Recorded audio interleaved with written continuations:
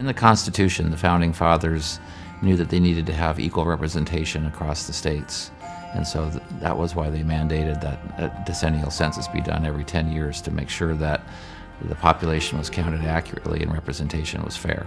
The decennial census is important not just for representation, but also for the allocation of federal dollars. Each year, nearly $900 billion federal spending is allocated based on formulas from the census. We've been innovating on a number of fronts that I think will make the 2020 census both easier for the public to participate in, but also more accurate and more efficient from the Census Bureau's perspective. This is the first census to go online, and not only online for people to self-respond, but online for our folks out walking the country. We've been using the Response Outreach Area Map to target communities that have much higher proportion of hard-to-count households. And our BARCA tool, or in-office address canvassing, where we no longer have to put as many people out on the street.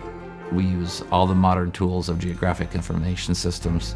We need a solid frame of information that is reliable, that we can then connect these different pieces of data, and geography is one of the best ways to do that.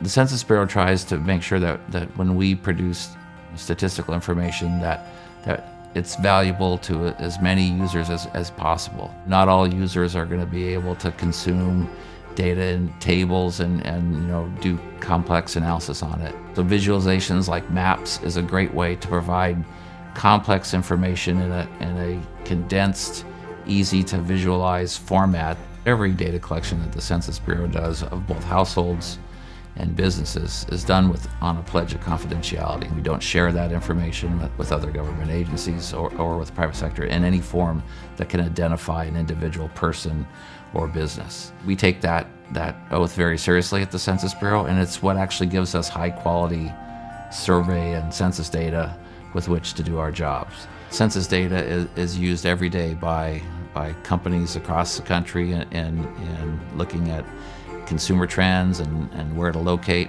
used by academics, by state and local policymakers, by planners. It's a big job to make sure that all of those users are getting adequately served by our data.